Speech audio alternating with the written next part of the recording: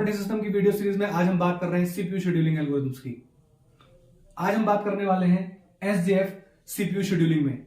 जैसा कि नाम से ही पता लग रहा है, एसजेएफ ये शॉर्टेस्ट जॉब को पहले एग्जीक्यूशन के लिए सीपीयू द्वारा लिया जाएगा। आइए इसको समझते हैं कि किस तरह से करेंगे।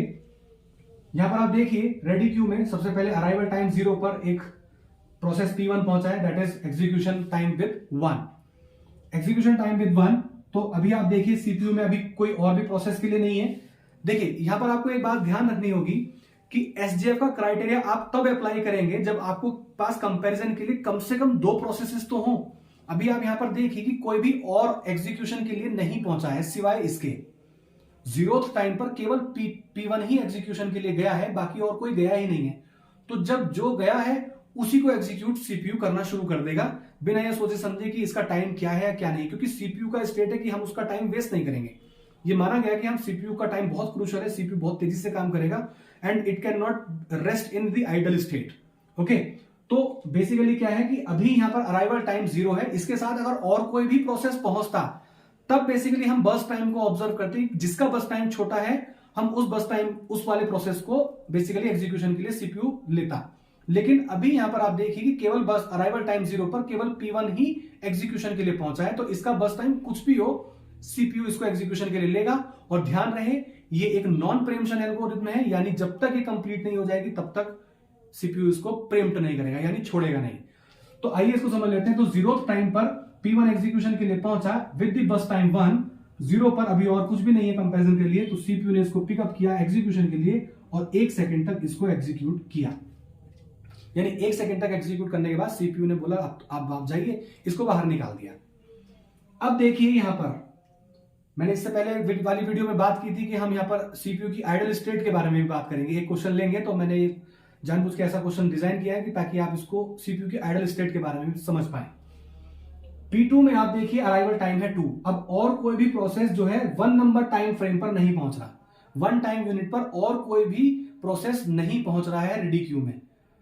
जो नेक्स्ट प्रोसेस आने वाला है वो सेकंड यानी 2 नंबर के टाइम यूनिट पर आएगा। तो यानी एक अभी सीपीयू है 1 पर, तो यानी 1 से लेकर के 2 तक इस सीपीयू को वेट करना पड़ेगा। यानी इसको हम कह सकते हैं कि सीपीयू का आइडल टाइम है, CPU in the rest mode. तो दिस इज कॉल्ड 2 और दिस पर्टिकुलर टाइम फ्रेम, क्योंकि किसी को अलॉट थोड़ी हुआ है, यहां पर सीपीयू ने काम नहीं किया। This is called the idle state of CPU. जैसे ही 2 सेकंड हुआ, 2 टाइम फ्रेम हुआ, this particular process P2 as well as आप देखिए P3 दोनों एक साथ पहुंच गए। यानी जैसे ही 2 टाइम फ्रेम हुआ, देन 2 यूनिट ऑफ टाइम हुआ, देन P2 एंड P3 दोनों एक साथ पहुंच गए एग्जीक्यूशन के लिए। अब यहां पर एसजेएफ का क्राइटेरिया आएगा। अब आपके पास कम से कम कंपैरिजन करने के लिए 2 प्रोसेसेस हैं। यहां पर अब आप देखिए P2 एंड P3 दोनों पहुंच गए हैं, दोनों रेडी क्यू में हैं। अब यहां पर आप बस टाइम देखिए किसका छोटा है। जो भी बस टाइम हमारा छोटा होगा, जिस पर्टिकुलर प्रोसेस का बस टाइम हमारा छोटा होगा, उसको सीपीयू एग्जीक्यूशन में लेगा। तो यहां पर अब P2 को ना लेकर के P3 को एग्जीक्यूशन में लिया गया फॉर 1 सेकेंड। 1 सेकेंड के लिए लिया गया, यानी अब सीपीयू में टाइम फ्रेम हो गया 3। अब देखिए 3 पर कोई और पहुंचाएगा। हाँ जी, हालांकि ये प्रोसेस हो चुका है, ये अभी भी वेट कर रहा है, it is also waiting, but 3 पर ये भी पहुंच गए, यानी P4 3 टाइम यूनिट पर पहुंच गया विद दी बस टाइम 3। अब आपके पास यानी रेडी क्यू में 2 प्रोसेसेस हैं, कंपेयर करने के लिए आपके पास एनफ डेटा है, यानी इसका टाइम और इसका टाइम कंपेयर किया जाएगा। जिसका भी छोटा होगा उसको पहले लेंगे। अगर यहां पर P4 का टाइम छोटा होता कंपेरेटिव टू द P2 जो कि पहले से वेट कर रहा है रेडी क्यू में, तो हम P4 को देते यहां पर चांस, सीपीयू P4 को चांस देगा एग्जीक्यूशन का। ओके, तो यहां पर हम P2 एंड P4 में कंपैरिजन करें तो बस टाइम हमारे पास P2 का छोटा है, then CPU will be taking P2 for the execution and क्योंकि बस टाइम 2 है तो वो 5 तक एग्जीक्यूट होगा और बाहर निकल जाएगा। जब यहां पर 5 टाइम फ्रेम है, तब क्या कोई और प्रोसेस पहुंचा है? हाँ जी, ये और पहुंच गए। P5 भी पहुंच गया 4 सेकंड पर। 4th टाइम यूनिट पर P5 भी पहुंच गए। अब कौन कौन रह गए रेडी क्यू में? एक ये रह गया और एक ये रह गया। ये पहले से वेट कर रहा है, लेकिन ये तो अभी अभी पहुंचा है। लेकिन यहां पर आप गौर करें तो इसका बस टाइम पहले से वेट करते हुए यानी P4 से छोटा है। तो सीपीयू इसको चांस देगा एग्जीक्यूशन के लिए। तो यानी P5 अब एग्जीक्यूशन के लिए सीपीयू में जाएगा and with the burst time of 1 यानी 6 सेकंड के बाद 6 टाइम यूनिट पर यह एग्जीक्यूट होके बाहर निकल जाएगा सीपीयू से।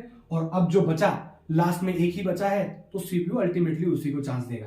तो फिर ये वाला प्रोसेस यानी P4 सबसे बाद में एग्जीक्यूट होगा and then 3 frame time unit है तो 6 से शुरू हुआ 9 तक ये एग्जीक्यूट करके बाहर निकल जाएगा। आई होप कि आपको ये क्लियर हुआ है। देखिए यहां पर कई तरह के क्वेश्चन पूछे जा सकते हैं, मल्टीपल चॉइस क्वेश्चन के फॉर्म में आपको इनका ऑर्डर भी पूछा जा सकता है कि किस किस ऑर्डर में ये एग्जीक्यूट हुए हैं, जैसे P1, P3, P2, P5, P4, या इसका ऑर्डर बदल के 4 ऑप्शन हो सकते हैं आपके पास और दे दिया। तो जब तक आप गैंट चार्ट को अच्छे से नहीं बनाएंगे तब तक आप बेसिकली ना ही ये वाली वैल्यूज को कैलकुलेट कर पा रहे हैं, ना ही किसी और चीज का आंसर दे पा रहे हैं। आइए इन वैल्यूज को फिल कर लेते हैं।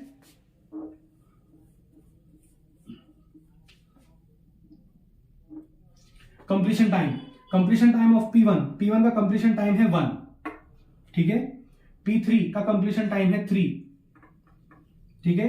P2 का कंप्लीशन टाइम है 5, P5 का कंप्लीशन टाइम है 6 एंड P4 का कंप्लीशन टाइम है 9, ठीक है। आप या तो एक एक करके वैसे भी देख लीजिए या लाइन बाय लाइन जो आ रहा है, क्योंकि आप नॉन प्रीएम्पशन में काम कर रहे हैं तो आपको एग्जीक्यूशन फिनिश होने पर ही आपका जो भी टाइम होगा यानी यहां पर आपका प्रोसेस फिनिश हो गया होगा, ये आप मान करके चलिए। Now turn around time is nothing but CT minus AT यानी completion time minus arrival time, that is 1 minus 0 which is 1, 5 minus 2 which is 3, 3 minus 2 which is 1, 9 minus 3 6, 6 minus 4 that is 2. Waiting time, turn around time minus bus time, turn around time minus bus time, 1 minus 1 0, 3 minus 2 1, 1 minus 1 0, 6 minus 3 3, 2 minus 2 1 1. Response time को देखें। Response time सबसे पहली बार execution में कब लिया गया वो time as well as minus arrival time.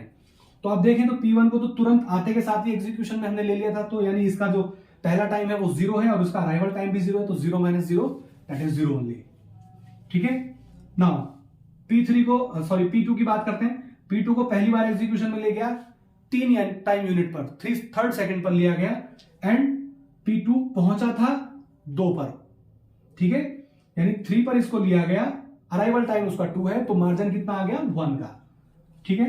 P3 को देख लेते हैं। P3 को हमने सीपीयू ने सबसे पहली बार सेकंड रेस्पॉन्स यानी दूसरे सेकंड पर ही रेस्पॉन्स दे दिया था और उसका अराइवल टाइम भी सेकंड था, तो यानी सेकंड आते के साथ ही उसको रेस्पॉन्स मिल गया। इसका मतलब ये है 2 बजे पहुंचा और 2 बजे ही उसको टाइम में बुला लिया गया अंदर, तो ऐसे समझिए इसको, तो ये भी 0 हो गया। नाउ P5 या P4 की बात कर लेते हैं पहले। P4 इक्वल्स टू ये इसको 6th सेकंड पर रेस्पॉन्स मिला और 3rd सेकंड पर ये आया था, तो यानी 6 minus 3 that is 3 only. And P5 की बात करें, P5 का जो स्टार्टिंग है यानी पहली बार रेस्पॉन्स दिया गया इसको 5 पर, 5 minus 4 इक्वल्स टू 1, ओके। आप यहां पर ऑब्जर्व कर सकते हैं कि waiting time and response time इस SJF में भी सेम आया है, ठीक है। ये छोटी छोटी सी चीजें हैं जो नोट करने लायक है, ठीक है। अब इनका हम एवरेज कैलकुलेट कर देते हैं, मैं इनका टोटल कर देता हूं and then we will be calculating the average of them. हमने यहां पर इनका टोटल कर दिया है।